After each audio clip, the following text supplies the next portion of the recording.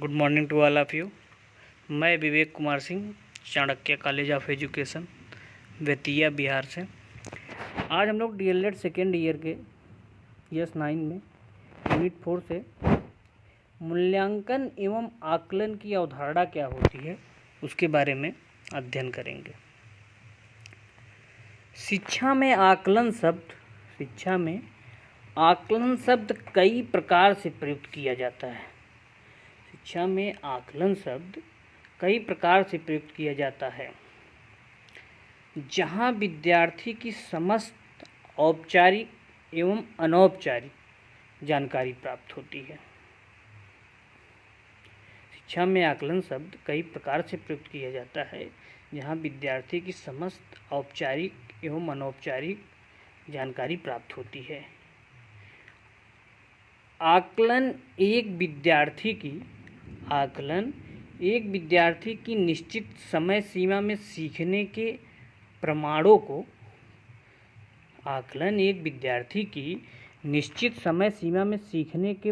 का संग्रहीकरण है। विद्यार्थी के सीखने के प्रमाण पेपर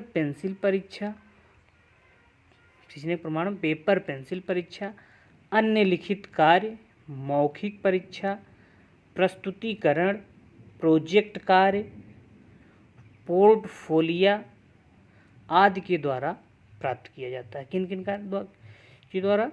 पेपर पेंसिल परीक्षा, अन्य लिखित कार्य, मौखिक परीक्षा, प्रस्तुतिकरण, प्रोजेक्ट कार्य, पोर्टफोलियो आदि के द्वारा प्राप्त किया जाता है। आकलन द्वारा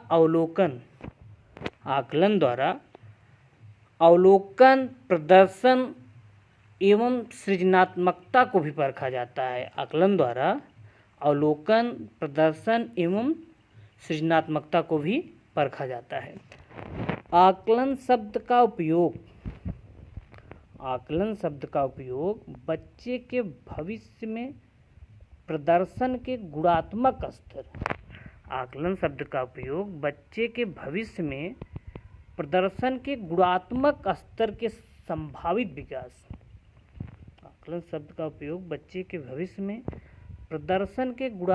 स्तर के संभावित विकास, प्रदर्शन की श्रेष्ठता, औसत या निम्न स्तर, भविष्य की क्षमताएं, विशेष योग्यता, क्षेत्र विशेष में सुधार की आवश्यकता से संबंधित है। किन चीज़ों से?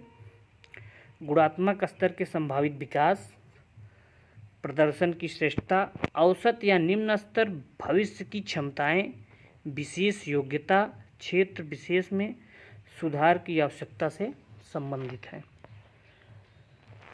पाठचर्या के सभी क्षेत्र विषय की परीक्षा द्वारा नहीं आंके जा सकते, जिसमें कार्य, मूल्य, स्वास्थ्य, योग, शारीरिक शिक्षा, संगीत एवं कला शामिल हैं। क्या? जिसमें कार्य, मूल्य, स्वास्थ्य, योग, शारीरिक शिक्षा, संगीत एवं कला शामिल हैं। अंक दिए बिना भी इन क्षेत्रों में विकास के लिए आकलन किया जा सकता है। बिना अंक दिए भी इन क्षेत्रों में विकास के लिए आकलन किया जा सकता है। जैसे भागीदारी, रुचि, जुड़ाव, क्षमताओं और कौशलों का विकास अवलोकन रूपी आकलन के द्वारा किया जा सकता है। किसके द्वारा? अवलोकन रूपी आकलन के द्वारा किया जाता है। मूल्यांकन की अवधारणा को निम्नानुसार प्रदर्शित किया जा सकता है। देखिए, विषय वस्तु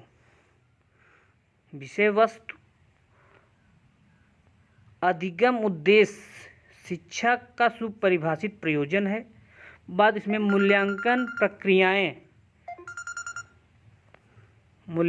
प्रक्रियाएं, लिखित मौखिक परीक्षण, अवलोकन, मौखिक लिखित आदि, अधिगम अनुभव, विधियाँ, अधिगम अनुभव में क्या है, विधियाँ, प्रयोग, चर्चा, प्रश्न, प्रदर्शन आदि।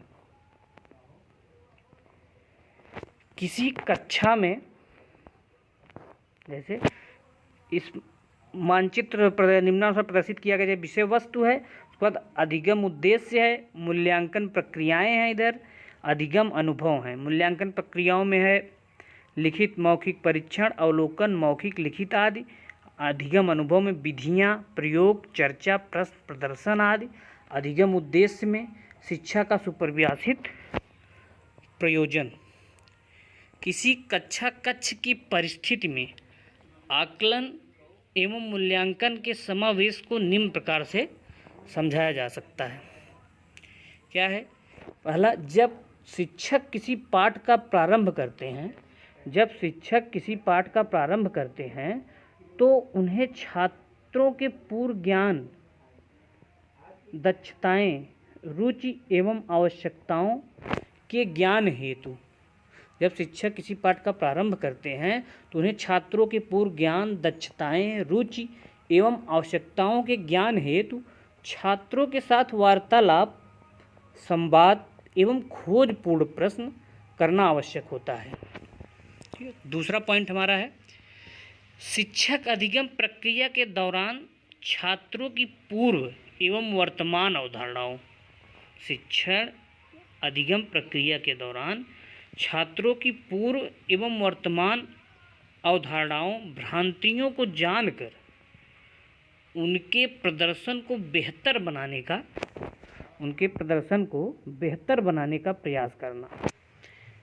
कक्षा की प्रगति को जानना, कक्षा की प्रगति क्या है उसको जानना।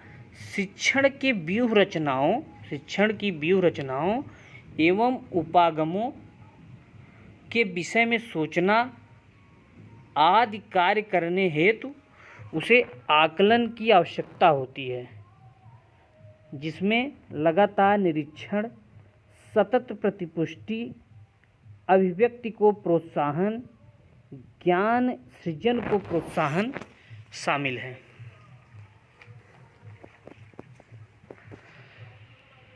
कक्षा शिक्षण के अंत में मूल्यांकन हेतु शिक्षक को विद्यार्थियों के अधिगम पर निर्णय लेना एवं उनके अधिगम के प्रमाणों का अभिलेखीकरण करना आवश्यक होता है। अधिगम के प्रमाणों का जो है अभिलेखीकरण करना आवश्यक होता है, जिससे अपनी स्वयं की शिक्षण अधिगम प्रक्रिया की सफलता का ज्ञान होता है। इस प्रकार आकलन एवं मूल्यांकन सतत चलने वाली प्रक्रिया है।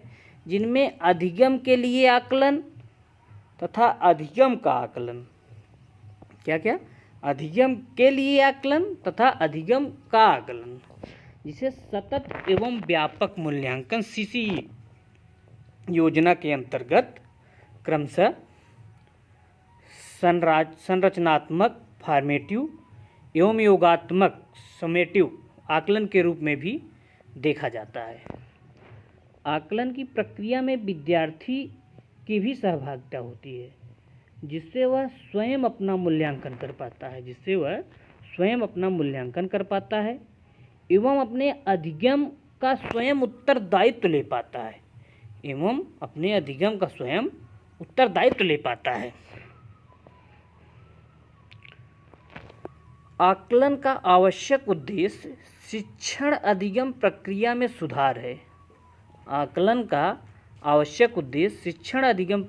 सुधार है। और यह तभी संभव है जब शिक्षक को आकलन के उपकरणों के साथ साथ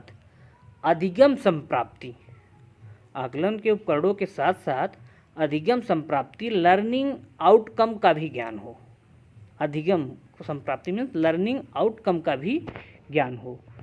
शिक्षण अधिगम प्रक्रिया के दौरान शिक्षक को निम्नांकित से संबंधित अनेक निर्णय लेने होते हैं। क्या क्या निर्णय? अधिगमकर्ता की योग्यता, अभिवृत्ति में एटीट्यूड एवं अभिक्षमता एप्टीट्यूड, वर्तमान अवधारणाएं। दूसरा, अधिगम उद्देश्य, उपागम अप्रोच एवं व्यूह रचना स्ट्रेटजी जिनका उपयोग किया जाना है। तीसरा शिक्षण अधिगम सामग्रियाँ, टीचिंग लर्निंग मटेरियल। चौथा है अधिगम प्रक्रिया। पांचवा हमारा है अधिगम के प्रमाणों का एकत्रीकरण। छठा है आकलन के उपकरण एवं तकनीकी। सातवां है आकलन का अभिलेखीकरण एवं प्रतिवेदन निर्माण। उपरोक्त चरणों के अनुसार शिक्षक को कक्षा हेतु योजना निर्माण करना आवश्यक होता है। उपरोक्त चरणों के अनुसार शिक्षक को कक्षा हेतु योजना निर्माण करना आवश्यक होता है और यह योजना पूर्व में किए गए आकलन के आधार पर लिए गए निर्णय पर आधारित होनी चाहिए, जिससे विद्यार्थियों का अर्थपूर्ण अधिगम हो सके। इस प्रकार आकलन शिक्षण अधिगम प्रक्रिया का आवश्यक भाग है, जिसकी संपूर्ण प्रक्रिया पूरे वर्ष भर चलती रहती है। जिसे सफलतापूर्वक संपादित करने हेतु एक संरचना का निर्माण करना आवश्यक है। एक आकलन की संरचना निम्नानुसार हो सकती है। क्या है? आकलन का उद्देश्य, अधिगम संप्राप्ति, लर्निंग आउटकम्स। तीसरा है हमारा आकलन के उपकरण व तकनीकी। चौथा है अभिलेखीकरण एवं प्रतिवेदन। चौथा पॉइंट हमारा है अभिलेखीकरण एवं प्रतिवेदन। पांचवा पॉइंट है चिंतन प्रक्रिया, रिफ्लेक्शन प्रोसेस।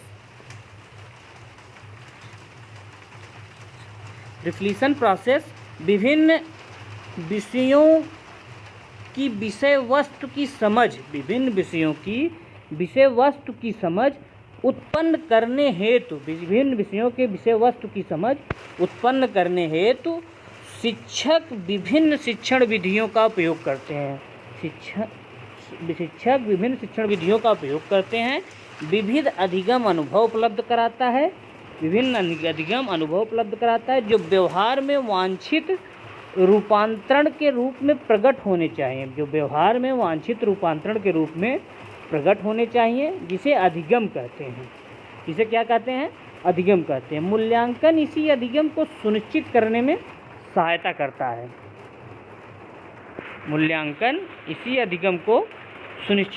सहायता करता है। भारतीय शिक्षा में मूल्यांकन शब्द परीक्षा के तनाव व दुश्चिंता से जुड़ा हुआ है।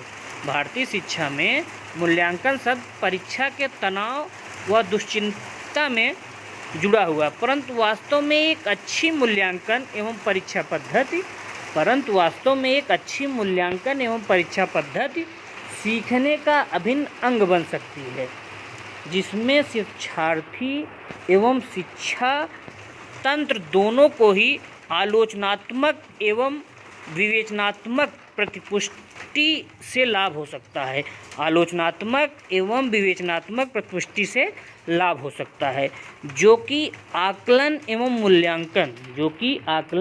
मूल्यांकन को संबोधित करते हुए शुरू होता है, क्योंकि ये सीखने सिखाने की प्रक्रिया में पाठचर्या की तरह ही प्रासंगिक होते हैं। थैंक यू, धन्यवाद। अब अगले लेक्चर में हम अगले टॉपिक के बारे में चर्चा करेंगे।